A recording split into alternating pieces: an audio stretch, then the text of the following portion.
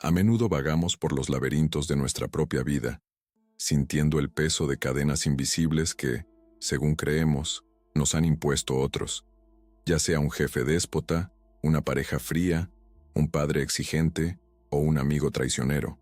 Los miramos y vemos carceleros que poseen un poder aterrador sobre nuestro estado de ánimo, nuestra autoestima e incluso nuestro destino.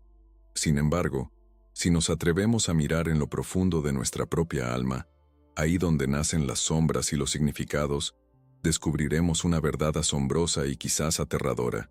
La puerta de nuestra celda nunca estuvo cerrada por fuera. Ese a quien llamas tu torturador o el dueño de tu destino, tiene la llave en sus manos solo porque tú mismo, en un momento de debilidad inconsciente o de confianza ciega, pusiste esa llave en su palma. El poder de otra persona sobre ti no es su fuerza interna, ni su superioridad mágica, ni siquiera su crueldad.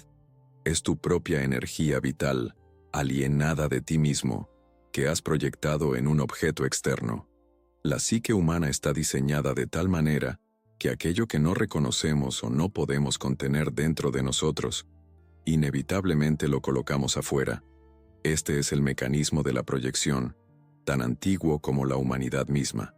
Cuando sientes que la palabra de alguien puede arruinar tu día, o que la mirada de alguien te hace sentir una basura, no estás simplemente reaccionando a la realidad. Estás participando en un ritual inconsciente de entrega de soberanía. La llave es el símbolo de tu ser, de tu centro, de tu derecho a definir quién eres. Pero cargar con esa llave es pesado.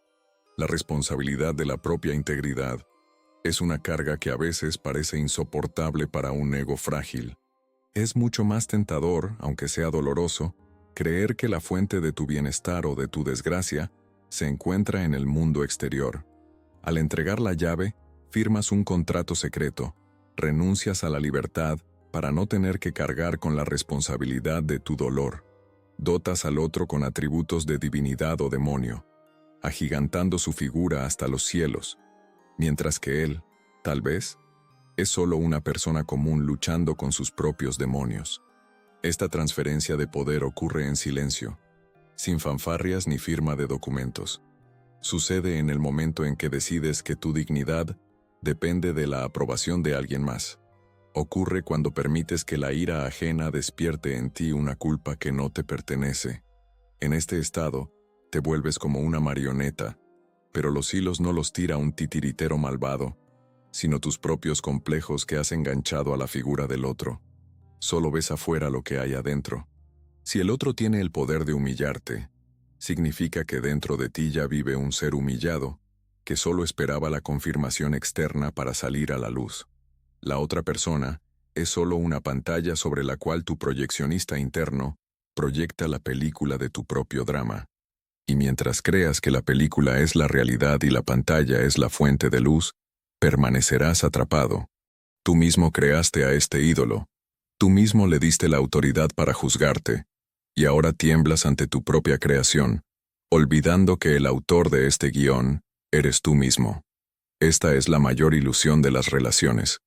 Pensar que luchamos contra el otro, cuando en realidad libramos una batalla desesperada con nosotros mismos, usando al otro como campo de pruebas. Las raíces de esta esclavitud voluntaria se hunden profundamente en el suelo de nuestro pasado, en aquellos tiempos en que realmente éramos pequeños e indefensos, y los gigantes que nos rodeaban tenían las llaves de nuestra supervivencia. Un niño no puede existir sin un adulto que lo cuide. Para él, el amor y la aprobación de los padres son cuestión de vida o muerte. En la infancia, el poder del otro sobre nosotros es real y está justificado por una necesidad biológica. Pero la tragedia de muchos adultos radica en que, psicológicamente, nunca abandonaron esa habitación infantil. Dentro de un cuerpo adulto, vestido con las máscaras sociales del éxito y la seguridad, a menudo se esconde un niño asustado que todavía busca a ese gran adulto, capaz de darle el permiso definitivo para existir, capaz de proteger o castigar. Transferimos esta imagen arcaica de los padres, todopoderosos y omniscientes, a nuestras parejas, jefes e ídolos. Buscamos un salvador, pero al encontrarlo, inevitablemente lo convertimos en verdugo, porque nadie, ningún ser humano vivo, es capaz de soportar el peso de las expectativas divinas que cargamos sobre él. Cuando entregamos la llave, nos mueve el miedo al vacío. Nos parece que si recuperamos nuestra fuerza nos quedaremos solos frente a un universo enorme y frío. Tenemos miedo de encontrarnos con nuestra propia sombra, con esas partes de nosotros que rechazamos, con nuestra agresión, nuestra codicia, nuestra vulnerabilidad. Es más fácil decir, él me hace enojar, que admitir, estoy lleno de ira. Es más fácil decir, ella no me valora, que ver nuestra propia incapacidad para valorarnos a nosotros mismos. Usamos al otro como contenedor para nuestros sentimientos insoportables. Y mientras él tenga la llave, podemos seguir jugando el papel de víctima inocente, de mártir, de justo. Es una posición dulce y venenosa que nos da superioridad moral, pero nos priva de fuerza vital. Nos volvemos dependientes no de la persona, sino de la función que cumple en nuestra economía psíquica. Lo necesitamos para mantener el status quo de nuestra neurosis. Es por eso que romper tales vínculos suele ser tan doloroso. No perdemos simplemente a una persona, perdemos al portador de nuestra proyección. Nos parece que con él se va una parte de nuestra alma, pero en realidad solo se va la ilusión de que nuestra alma puede guardarse en el bolsillo ajeno. El poder del otro se alimenta de nuestra inseguridad. Cada vez que dudas de tu derecho a sentir, riegas esa mala hierba de la dependencia. Cada vez que reprimes tu voz por la paz, fortaleces los muros de tu celda. Creamos tiranos con nuestro silencio y nuestro consentimiento de ser menos de lo que somos. La energía psíquica es neutral, se convierte en poder sobre ti solo cuando te niegas a manejarla tú mismo. Esta es la ley de la conservación de la energía en la psique. Lo que no vives conscientemente, lo vive por ti alguien más o algo más, y a menudo de una forma distorsionada y destructiva. La otra persona puede tirar de los hilos solo porque tú tienes ganchos de los cuales agarrarse. Tus traumas, tus miedos, tu sed de amor, que en realidad es sed de fusión y de pérdida del propio yo en el otro. Pero en este sufrimiento, en esta dependencia asfixiante, se esconde la semilla de la liberación. El dolor que sientes por el poder del otro no es un castigo, es una señal. Es el grito de tu alma exigiendo reintegración. Tu psique busca la integridad y creará situaciones de incomodidad, humillación y presión hasta que despiertes y te des cuenta. Basta. El momento en que comprendes que la llave está en manos del otro no por derecho de fuerza, sino por tu propia permisividad, se convierte en un punto de inflexión en tu destino. Es el comienzo de un largo y difícil camino a casa, hacia ti mismo. El sufrimiento por la pérdida de control es el fuego sagrado en el que arden las ilusiones infantiles. Empiezas a ver que el mago es solo un hombre detrás de la cortina, y su poder se sostenía exclusivamente en tu fe en su poderío. Recuperar la llave no significa entrar en una guerra abierta o empezar a odiar a aquel a quien se la entregaste. Es un acto interno, una decisión silenciosa pero firme de trasladar el centro de gravedad de vuelta a tu interior. Es el proceso de retirar las proyecciones. Empiezas a mirar al otro y no ves a un padre, ni a un dios ni a un diablo, sino simplemente a un ser humano con sus limitaciones, miedos y defectos. Y de repente su ira deja de ser un trueno celestial, convirtiéndose simplemente en la emoción de otra persona. Su crítica deja de ser una sentencia del Tribunal Supremo, convirtiéndose simplemente en una opinión. La magia se disipa. Descubres que las cadenas que parecían de hierro estaban tejidas con la niebla de tus propios miedos. Es aterrador, porque ahora estás solo en la cima de tu vida. No hay nadie a quien culpar. No hay nadie que te salve. Pero es precisamente en esta soledad donde nace la verdadera libertad. La libertad no es la ausencia de relaciones, sino la ausencia de dependencia en las relaciones. Cuando tienes la llave, puedes abrir la puerta y dejar entrar a los invitados, pero ya no eres un rehén en tu propia casa. Empiezas a entender que lo que buscabas en el otro, seguridad, amor, importancia, son todos materiales con los que debes construir tu propio templo. El otro puede ser un compañero, pero no los cimientos. El camino hacia esta conciencia pasa por el valle de las sombras, a través del reconocimiento de tu propia complicidad en la creación de tu esclavitud. Requiere valentía admitir: yo permití que esto sucediera, no desde la culpa, sino desde la responsabilidad.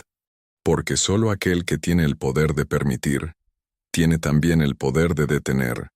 El poder del otro es solo un préstamo que otorgaste del banco infinito de tu alma. Y el plazo de ese préstamo ha vencido. El regreso de la llave no es un desfile triunfal bajo el sonido de trompetas, sino un trabajo silencioso, a veces tortuoso, en los sótanos húmedos de tu propio inconsciente.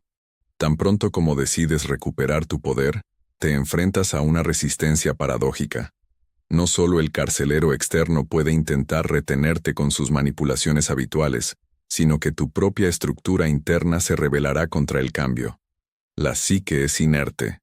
Busca la homeostasis, incluso si ese equilibrio está construido sobre el sufrimiento. Tomar la llave de vuelta significa asumir la plena responsabilidad por cada uno de tus sentimientos, por cada reacción, por cada elección. Esto asusta, porque ya no hay a quien culpar. Si eres infeliz, es tu infelicidad. Si estás solo, es tu soledad. Esta carga de responsabilidad al principio parece un granito insoportable que aplasta los hombros, acostumbrados a encorvarse bajo el peso de la voluntad ajena. En esta etapa, muchos dudarán y querrán devolver la llave, solo para recuperar el dulce derecho a decir: él tiene la culpa de mi vida rota. Pero es precisamente aquí, en este punto de tensión máxima, donde ocurre la alquimia del alma. Debes aprender a soportar la tensión de los opuestos, ser al mismo tiempo vulnerable y fuerte, estar asustado y decidido. Debes convertirte en el padre de ti mismo, en ese padre o madre ideal que buscaste en vano en los demás. El proceso de retirar las proyecciones inevitablemente cambia el paisaje de tu realidad, y esto a menudo va acompañado de un sentimiento de profunda pérdida, similar al luto. Cuando recuperas la llave, de la figura del otro, caen las vestiduras brillantes o aterradoras con las que lo habías disfrazado. Se encoge de tamaño, se vuelve cotidiano, a veces incluso aburrido o patético. Aquel que parecía un demonio poderoso resulta ser simplemente una persona neurótica, enredada en sus propias redes. Aquel que parecía un salvador resulta ser un viajero igual de perdido. Esta decepción es curativa, pero tiene un sabor amargo. Pierdes el mito en el que viviste por años. Pierdes el drama que alimentaba tus emociones. Resulta que la gran guerra, con el tirano, era solo una pelea con una sombra en la pared. En ese momento surge un vacío, ese mismo espacio que antes ocupaban tus proyecciones. No hay que apresurarse a llenar este vacío con nuevo ruido o nuevas personas. En él debe brotar tu verdadero yo. Es un tiempo de silencio, donde aprendes a escuchar tu propia voz, no ahogada por órdenes o expectativas ajenas. Empiezas a distinguir dónde terminas tú y dónde empieza el otro. Se construyen límites, no como muros ciegos que te aíslan del mundo, sino como una membrana que deja pasar el amor, pero retiene el veneno. Y así, cuando la llave vuelve a estar en tu bolsillo, el mundo cambia. La otra persona ya no tiene poder sobre ti, porque has dejado de necesitar su permiso para vivir. Su crítica se convierte simplemente en un sonido que agita el aire, información sobre su estado, y no sobre tu valor. Sus intentos de manipular no encuentran una agresión de respuesta o justificaciones, sino una presencia tranquila e inquebrantable.